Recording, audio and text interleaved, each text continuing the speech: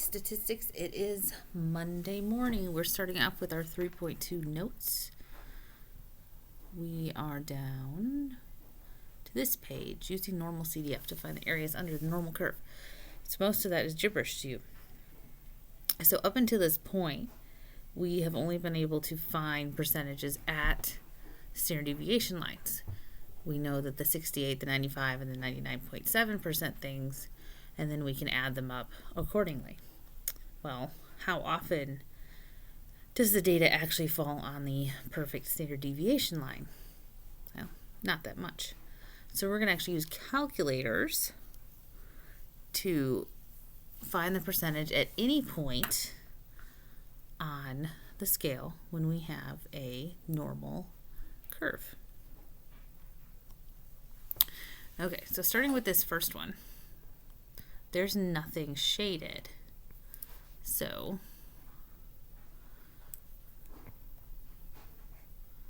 when we fill in this coding right here for when we're putting it into our graphing calculator, the coding looks like this.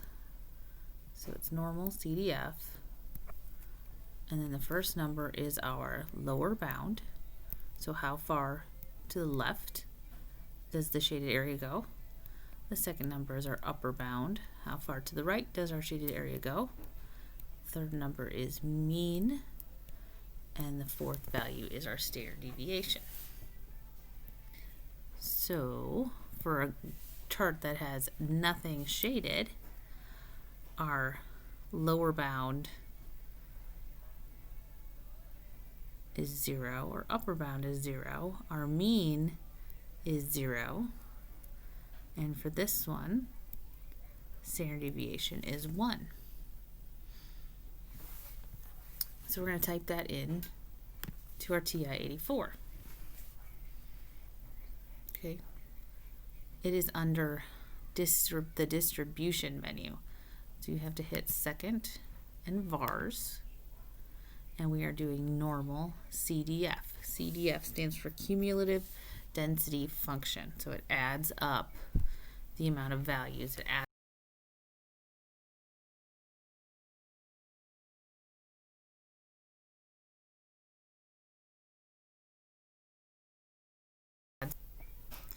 that would be happening if this were a histogram. So it would be adding up those bars as we go until we tell it to stop. So normal CDF, lower bound 0, upper bound 0, mean and standard deviation are defaulted to 0 and 1 for standardized z-scores. You can change that if you need to. And obviously we're going to get an area of 0 because nothing is shaded. Now if we go to this one, figure B, we have a mean of 0 and a standard deviation of 1 because it's a z-score graph. Our upper bound, it ends right about there. So it's at 1.3, 1.2, 1.25. And then our lower bound goes forever to the left. So it's actually negative infinity as our lower bound because it continues forever. Now, there's a rule about 10 standard deviations below the mean to put in for this number. So if you put in negative 10, that would be sufficient. But I just tend to put in a really large negative number, and that way I make sure I'm not missing any data points. Okay, so back in your calculator, I'm going to the second distribution menu, normal CDF again. So our lower bound, I'm going to do it with negative 10, so that's 10 standard deviations below the mean, is close enough to negative infinity. Now, I did this wrong like 3 times. Don't put a hyphen or a minus sign. For your negative sign, it will give you an error. So you need to use the negative symbol down here by the decimal point. Upper bound is 2.5, so we're measuring from negative 10 to 2.5. Mean is 0, standard deviation is 1. So 99.37% of our data is shaded blue. except I put 2.5, not 1.25, so that's not right. So let's change this. 1.2, because 99 was way too high. 89% seems much more reasonable. 89.4% is shaded blue. Now, I told you I just pick a random negative number that was big enough.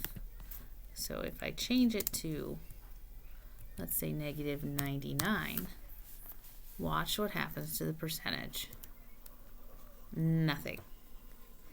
So negative 10 was sufficient to catch all those lower outliers, but picking a larger negative number or a number that is more negative than negative 10 doesn't do anything to change the value. So your choice. Do you want to calculate or figure out what 10 standard deviations below and above the mean are, or do you just want to pick something that's significantly small? All right, figure 6.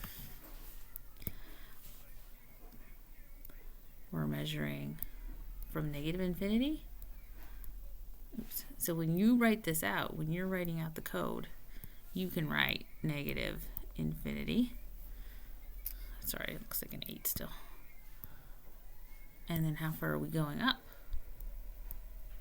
We're going,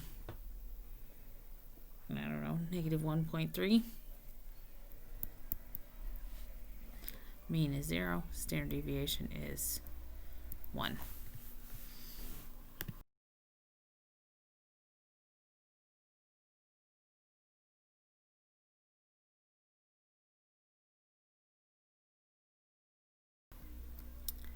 Okay. Second distribution. Nope. Back.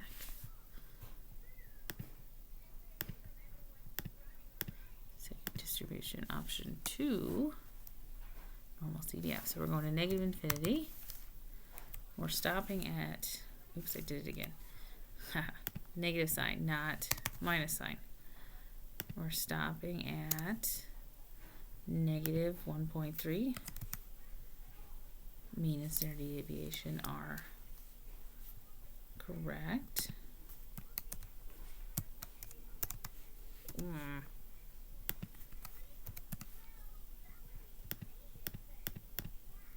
So we get an area of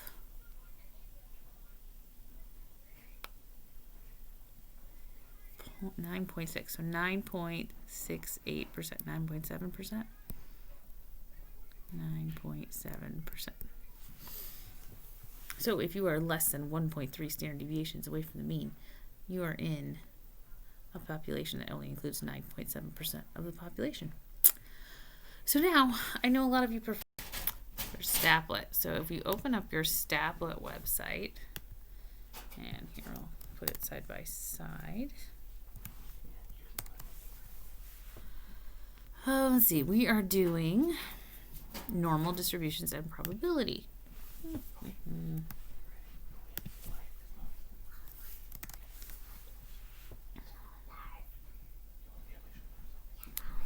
right, so click on normal distributions.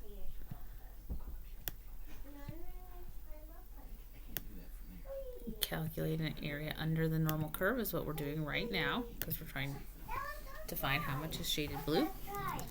We know our mean is 0 and our standard deviation is 1.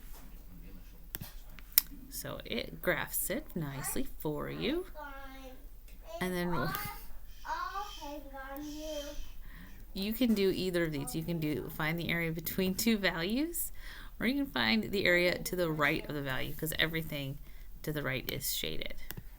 So our left boundary, I don't know, is that 1.3 again? And our right hand boundary is infinity. So we get 9.68%. Notice the shaded area there matches the shaded area on your notes nicely. If we go to the right of the value and we just put in 1.3, we get these same results. So here, let's see, we got what our left bound, lower bound is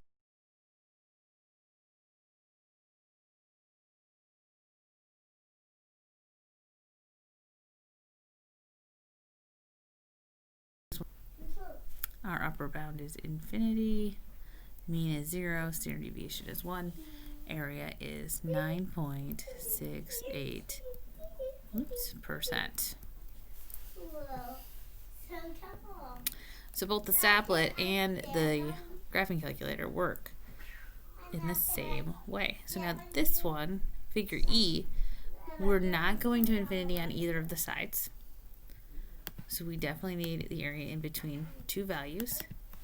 And this time, our lower bound is here at negative 1.3. Our upper bound is here at positive 1.3.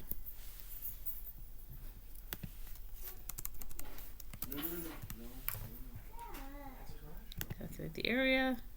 Oops, I forgot the negative sign. Alright, so we've got 80.64%, which makes sense because if we were using the empirical rule, this section in green would be 68%. And if we went to these pink lines, we'd have 95%. So it's got to be between 68 and 95.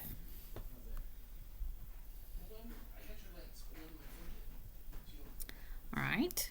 Now, figure E and figure F.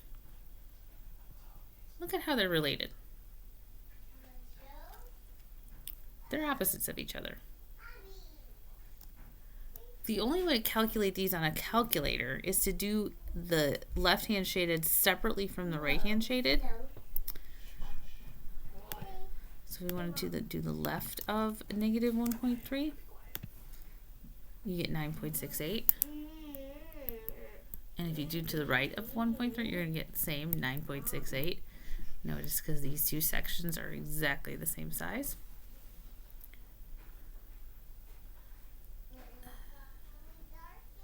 But also, it's the exact inverse of figure E. So one way to calculate this is to do 1 minus between negative 1.3, 1.3. So it's actually the inverse of the white area.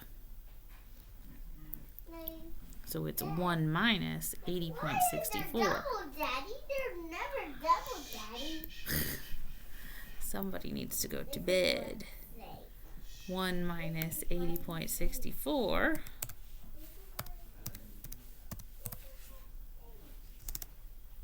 Oh, that's really nice. Minus 80.64.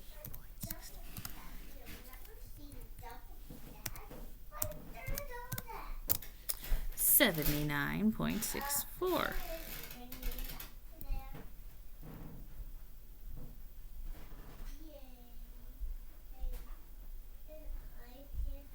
Well, that's about right. I have to do it in a decimal form. 1 minus 0.8064. Because it's a decimal. Okay, that makes more sense. 19.36%.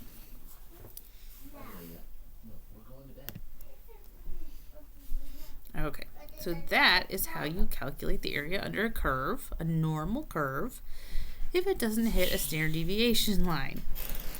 So, I want you to go ahead and open the worksheet for today. Our assignment looks like I'm going to do the first one with you.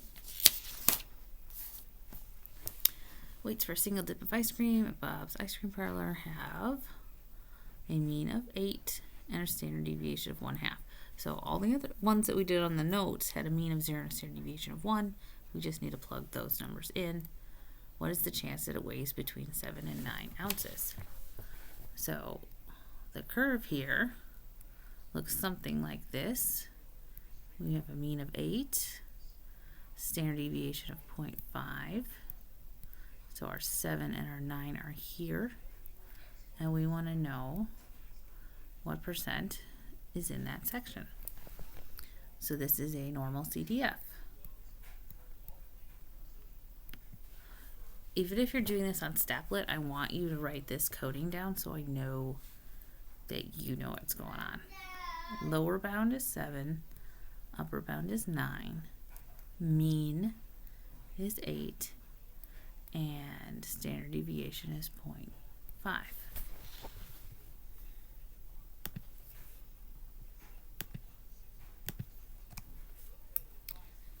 bound is 7, upper bound is 9, mean is 8, standard deviation is 0.5.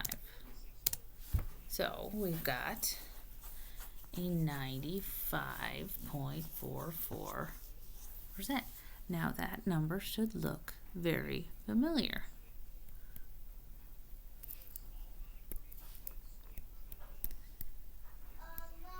Because these are at standard deviation marks. 7 is 2 standard deviations below the mean, and 9 is 2 standard deviations above the mean. This is our 95, 68, 95, 99, 7 rule. This is just the exact decimal. We round it to 95. Okay, let's look at 17 too. Bob's commuting times. Mean of 45, standard deviation of 10. How often does Bob get to work in 30 and 45 minutes? So we're looking to get, so we have between 30 and 45. Lower bound, upper bound. Our mean is 45, and our standard deviation is 10. Now notice everything is in minutes, so you can type these right in. So go ahead and finish this one. Let's take a look at 2 on this page. Let's see, we've got ice cream again. Mean of 8, standard deviation of 1/4 of an ounce. Suppose your ice cream weighs 8.5 ounces. What percentage of cones are smaller than yours? Mean of 8. And we're going up by the 1/4 ounce, so 8.5 would be here. 2 standard deviations later. So we're looking for all the people down here. Now again, you could use your 68, 95, 99 rule because that's right on a standard deviation line. But we don't have to. We can do the CDF. 0.25 standard deviation. 8 was the mean. Upper bound was 8.5. What's the lower bound? We're going all the way to the left, so it's negative infinity. Now, remember 10 standard deviations below the mean would be 10 sets of 0.25, which is 2.5. So if we put in negative 2.5, you will have sufficiently gone into the negative, but how about negative 99 just to be sure? 8.5, 8.25. No. Don't use the hyphen.